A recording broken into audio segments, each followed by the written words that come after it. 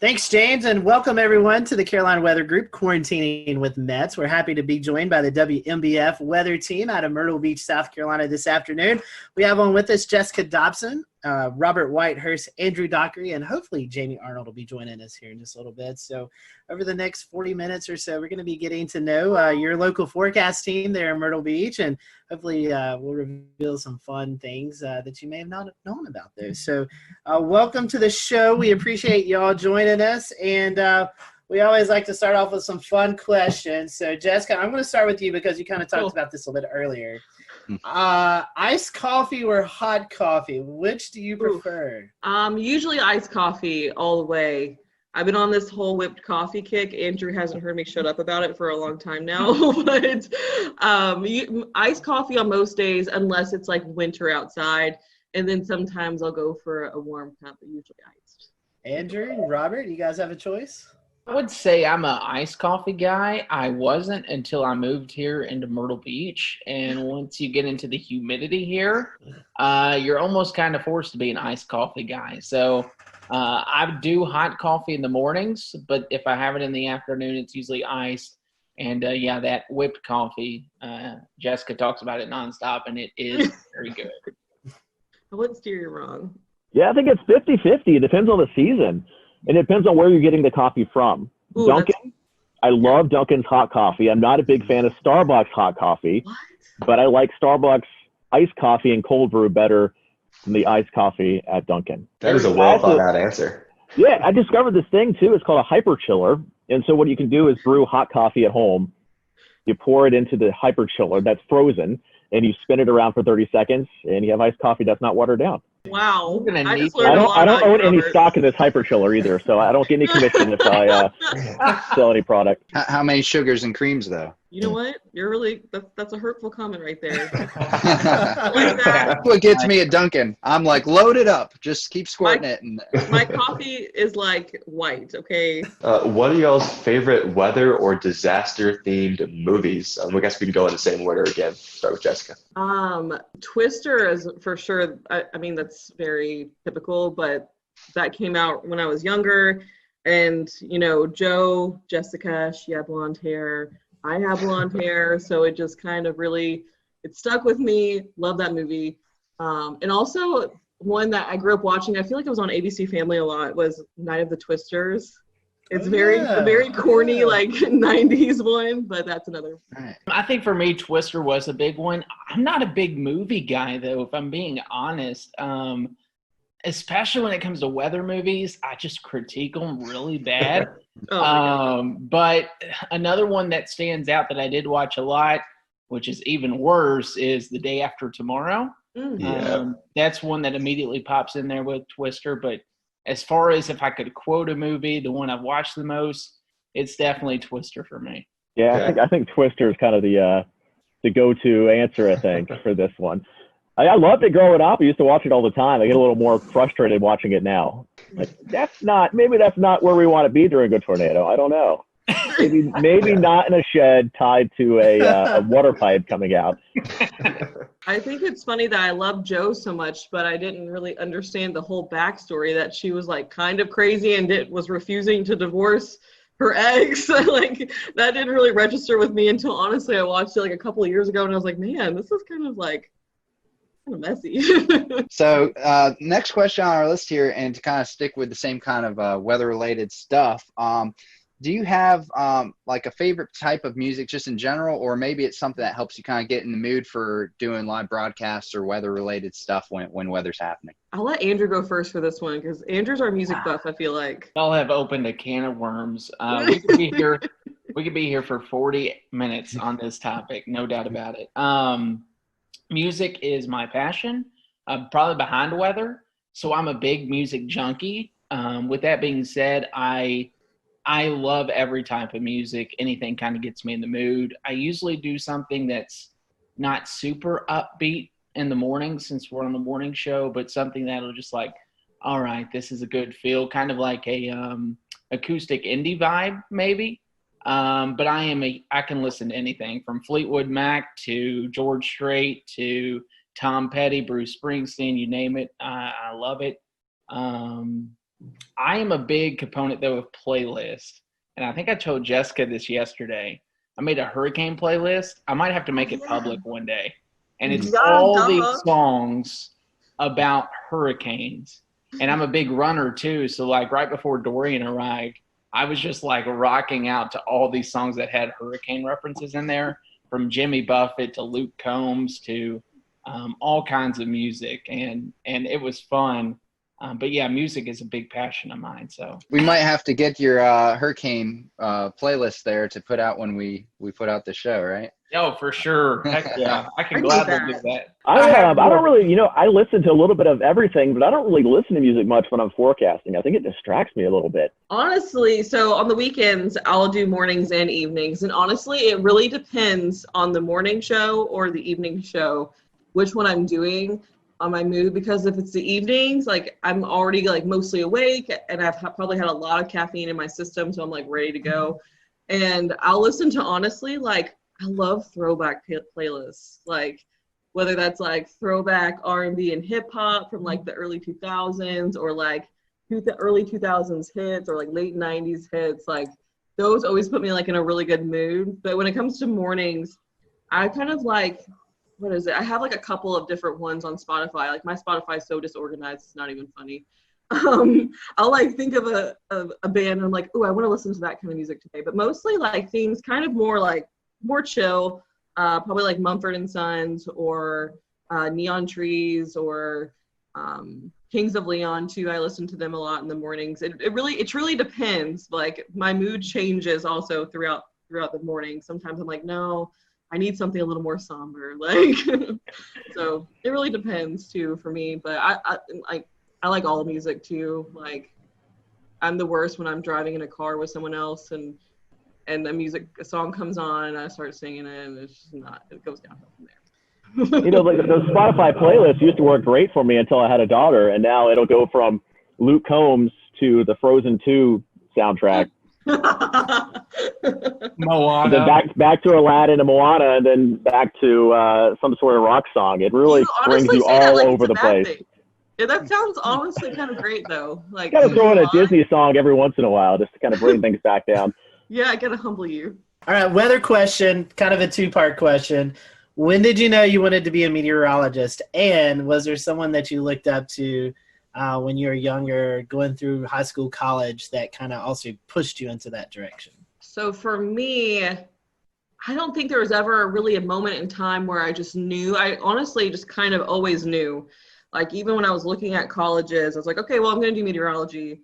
But I didn't know I wanted to do broadcasting because I used to be really shy. I don't really know what happened.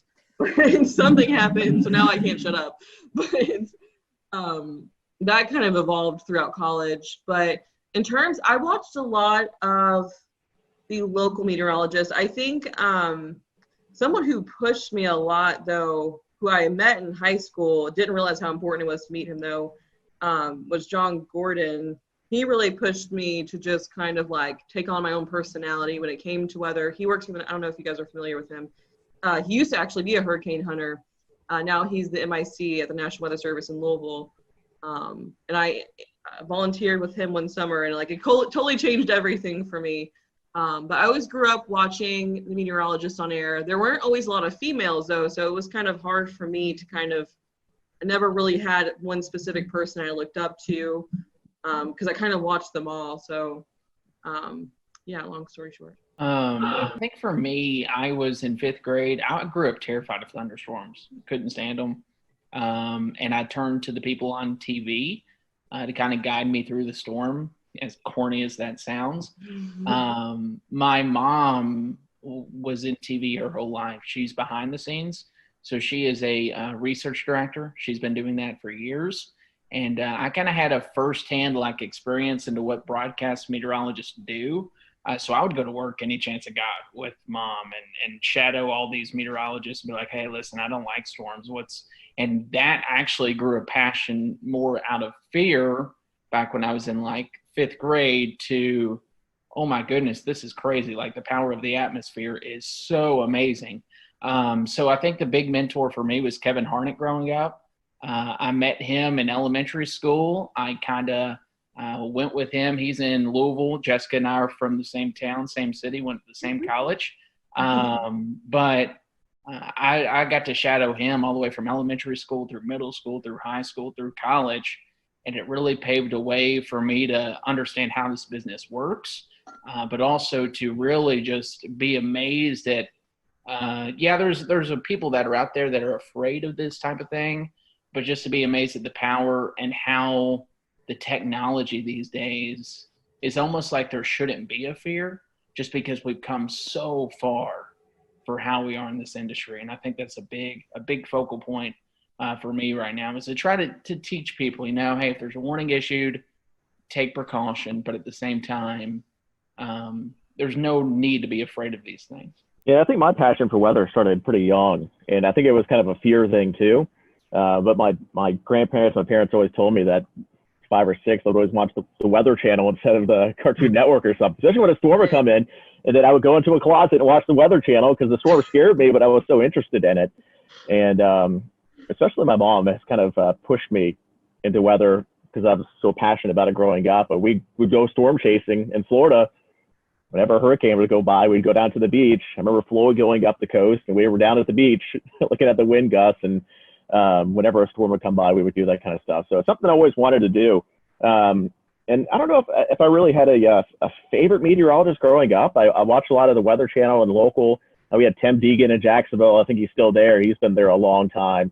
John Gahn there as well. So I think growing up in Florida, hurricanes was kind of my passion, and that's always been still my passion. That's why I'm still in the Southeast. So this is maybe a question that has been a little bit controversial in the past. We've had some interesting answers. But model websites, you see model output all over Twitter and Facebook and anywhere that social media exists. Do you have a favorite website?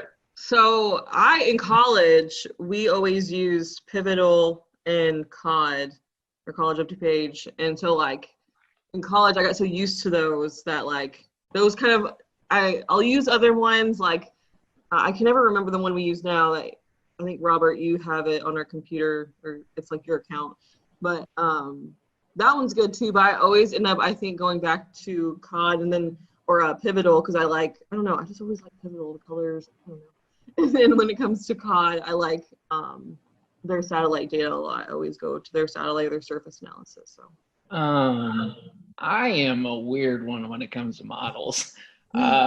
Twister data, does anyone remember that site back in the day?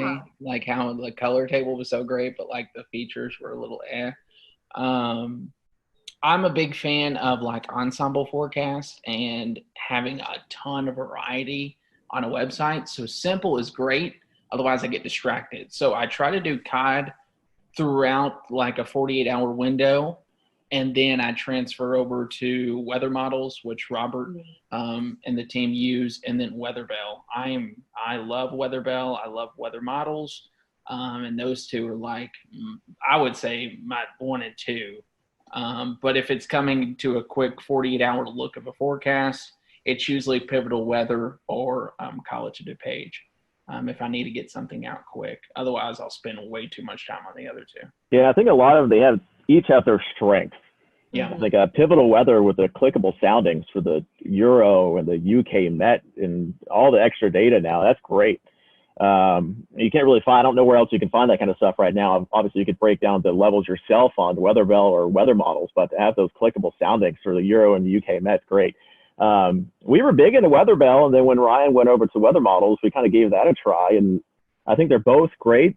The navigation certainly gotten a lot better on both of them. I think when they first started, it was there's all this stuff, but I don't know how to get to it. You'll find it once. You're I really want to save that. You come back and you couldn't find it. But I think they've kind of improved with those. So we use all three. We're kind of lucky that we have an account for all three. Yeah. I don't know if many people know about this one, but the FSU cyclone phase, that's good. That's good stuff there. You can see it kind of gives you an idea if it's going to be a shallow warm core, or if it's more cold core. What would be your most embarrassing on-air moment that you can recall? I feel like I embarrass myself on a regular basis. So I don't know. I mean, I have made it before on one of those viral YouTube blooper things over something so stupid. I like just stumbled over my words and then I couldn't stop laughing afterwards. And it was just 20 seconds of me like doing the whole where you don't breathe or say sounds. You just like sitting there laughing without making any noises. I did that. That was probably up there with one of the most embarrassing. I don't really, and this, I mean, you can ask Jessica and Robert, they know. I don't get embarrassed often. That's true, yeah. So, like, I think back to, like, my job in Eastern Kentucky when I was the chief at WIMT. I would go out and do face paintings right before main weather and dance with people to learn, like, a jig or whatever it was. So I've done probably a lot of embarrassing stuff, but to me, I was just doing it just because it was interactive. But something I did not plan that happened was I did a whole main weather and Twitter blew up. This was back at Bowling Green, and it was obvious that my fly was down the entire time. So that was the only thing I can think of. I will never remember or forget that day. But other than that, everything else it takes a lot to embarrass me, but that day certainly did. This isn't a bad one, but we have a Hurricane Expo we do every year. And I went to a little girl who was with her dad and a live interview. And I asked her, hey, are you having a great time here? And she looked at me and said, no. And I had no idea what to say. I was like, oh, well, there's some fun stuff over there. Back to you. You didn't respond with, I like turtles, right? And that's the thing with kids. They'll tell you the truth. They're not going to sugarcoat it. Storm chasing. I know Western Kentucky goes out in the storm chasing every year. Have you guys been storm chasing? Any memorable events from that? Oh my gosh. Storm chasing. I went twice. And best 2 weeks of my life, both times. Like, hands down. Like, second time, they were both great for different reasons. The first time I was in 2016, in May of 2016, which I don't know if you guys remember or not, but that was the whole Dodge City event that unfolded, which was the craziest day of my whole life. Just like a tornado on the ground for I think over an hour, and it had, sister tornadoes at one point, and it was just like complete madness. Like I'd never seen chasers like that before either. And really that whole season, I got to see pretty much every type of storm structure you would want to see, whether there was tornadoes or not. So that was really big for me. It was like literally, like everyone says it, but it was literally like everything you learned in your meteorology class and your textbooks, everything you see, but it was like in front of your face. And so that was really cool for me. The second time, we didn't see quite as much, but WKU goes over a 2 week span, which I think a lot of schools probably do that too. And we did a lot more sightseeing. We went out to New Mexico, and we got to do a lot of cool things outside the whole storm chasing thing too. But I got to be with like my best friends when they saw their first tornado. So like lots of bonding, and like it was just the best of both worlds, like being with your friends, but also at the same time learning so much, like being able to share all those like experiences and your same passion with other people. I could go on for days about storm chasing. Very near and dear to my heart. I wish I could go back and relive those days. For me, I did go on the storm chase trip. I worked 2 years in college while doing school, so I did 19 hours of classes in a 40-hour work week in Bowling Green, which was crazy. The first year I couldn't because of a job. We just lost someone, so I couldn't take off. The second year, I just accepted a job in Hazard, so I was already moving out when it was going up. I've storm chased on my own. I've never seen a tornado with my eyes. I've been around storms that produced a tornado at night and knew that, hey, this had a good chance of a tornado. I've seen damage firsthand from a tornado. I think the most powerful experience, though, would have been when we signed up for, and something that's not even storm chasing. We remember March 2nd, 2012 was a big time event in Kentucky. It was the one time I left Kentucky to go to and paid like for this big conference in Oklahoma. I never attended the conference. Like I just sat there and like, because everyone back home was so freaked out. So that was probably one of the more memorable events, is coming back and seeing the damage of what that produced. up in Henryville and all that, because it's still crazy to look back at. But yeah, it's kind of a bucket list thing for me. I've never really done storm chasing much, other than with my mom going to the beach when hurricanes went by.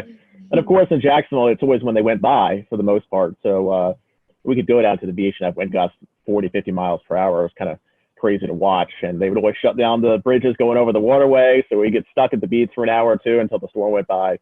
But I've never really done any big storm chasing. I worked in Hattiesburg, Mississippi for a couple of years, and we certainly had quite a bit of severe weather there. A lot of tornadoes, and certainly saw a lot of pretty bad damage around there, but never actually seen one in person. I foresee a WMBF storm chasing trip here in the near future. I am down 100%. So our next question is about favorite non-weather related hobbies. Robert, I don't think we've started with you yet, so I'll let you lead off if you want. I love to get outdoors. So I love to mountain bike. We love to camp, go fishing. Growing up, my dad and I would always go up into North Georgia and go camping for a weekend, do some trout fishing in the Chattahoochee, going up into the little rivers up and streams up in North Georgia and to the upstate of South Carolina. So, of course, I'm outdoors for this shot too. So I guess I'm a big outdoors guy too. Hiking, kayaking, boating, running lately has been a big passion of mine, just because I love food too. So food's a hobby. I love to eat. And then I also, like I said, I love music. So I play guitar, play the mandolin, play a little bit of piano. Any instrument I could play, I try to get my hands on. But yeah, I think those are the big things. I just love being outdoors. I hate sitting on the couch all day. I always have to be doing something. My hobbies have kind of changed over the years. I used to dance growing up. I was on the dance team in college.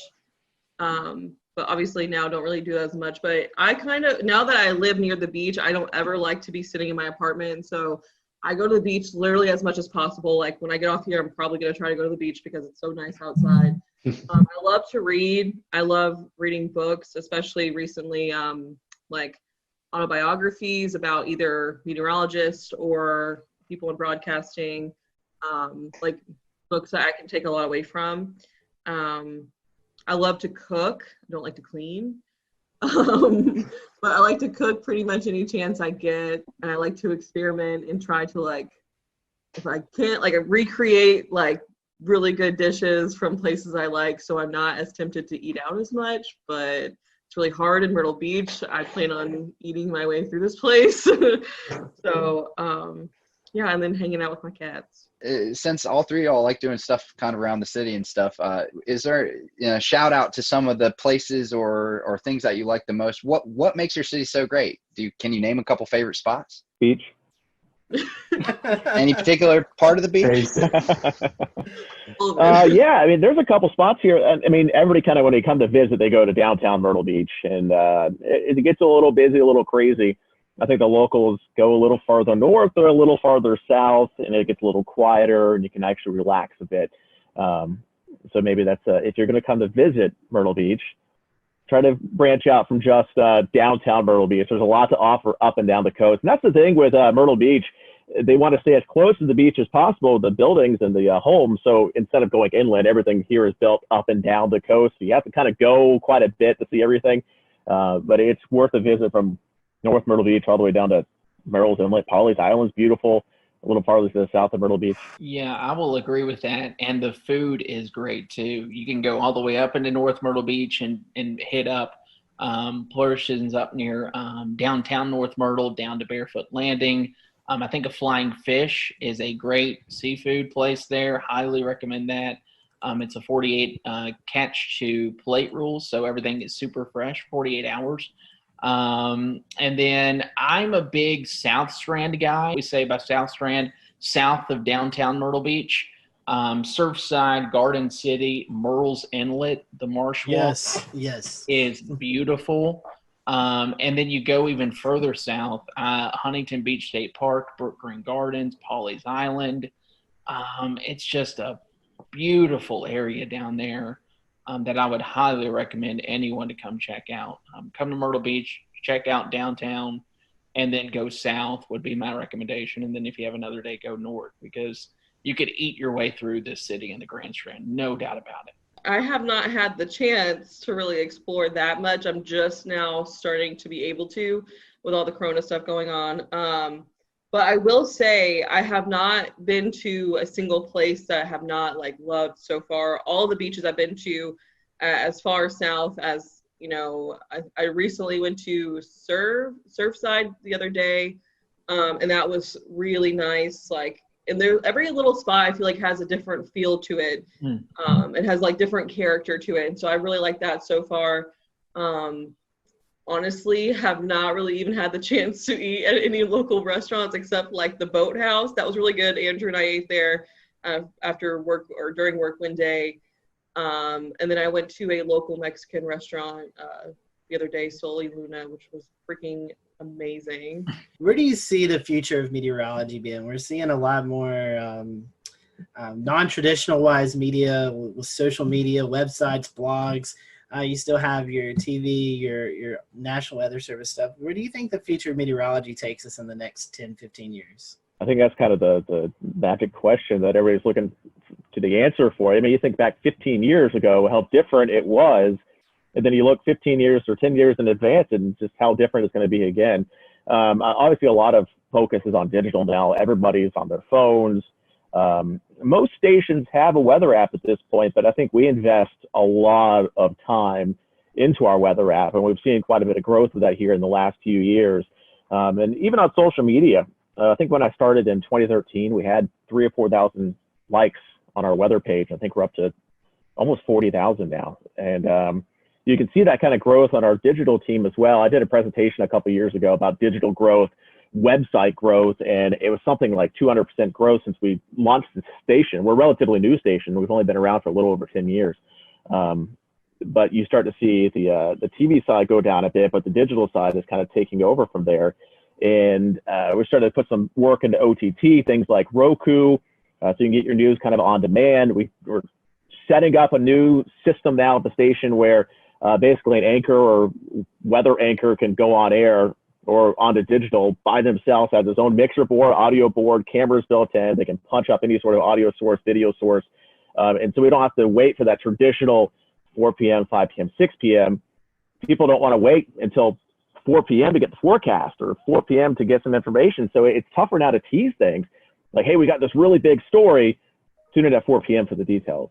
And people don't, everybody wants the information now. So instead of doing that typical thing, if it's breaking news, we can get on air, we can get on the digital, get on the Facebook with it, onto the website, and people can go there and get the information right away. Otherwise, they're going to go somewhere else to find it. What's your favorite social media platform? Twitter, Facebook, TikTok, Snapchat?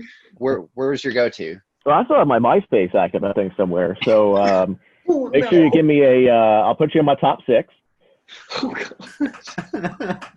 But really, I think Facebook is still probably the king when it comes to weather information with the general public. I think it's probably starting to skew a little bit older with the population. I don't think the younger you go, I think you get the less people on Facebook now. And where we go from there, I'm not sure. We've kind of dabbled in Instagram a bit, and we have decent luck with it, but I don't think we've got a huge amount of traction on there yet.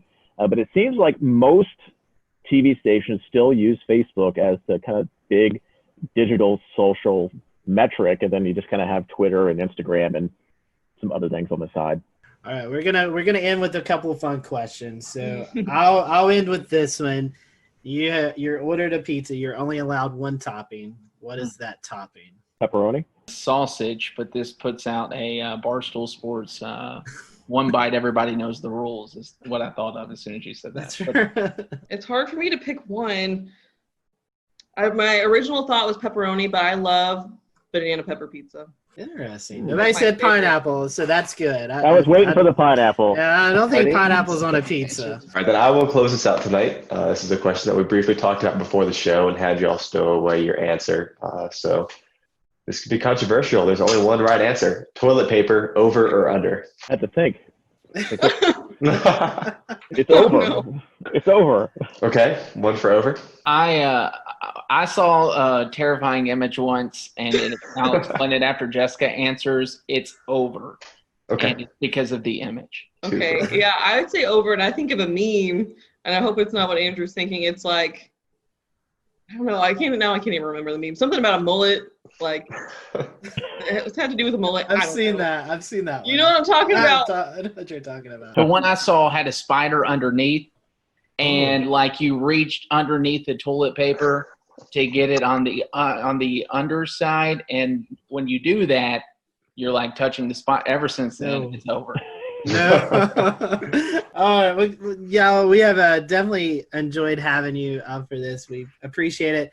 I would hate to give up this opportunity, or would love to give you this opportunity to promote your social media accounts. So if anyone who's watching or listening, head down to Myrtle Beach. They know where to get the weather information at, and maybe some of the best places to hang out. So I'll let you guys give out some social media information before we close off. Robert, I'll start with you. No, you could. I'm big on Facebook, so if you just search for meteorologist Robert Whitehurst, it should pop up on there. And of course, our main Facebook page is kind of the one where we put a lot of our time into more forecasting, and that's going to be the WMBF First Alert Weather Facebook page. Yeah, I think we're all pretty generic in our handles. I'm meteorologist Andrew Dockery on Facebook, and then you can find me on Twitter at Andrew WMBF. We have a great team that loves social media.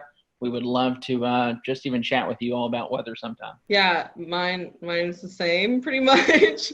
It's meteorologist Jessica Dobson on Facebook, and then at Jessica Dobson WX on Twitter. You can also follow me on Instagram. I can't even think of my handle right now, so whatever.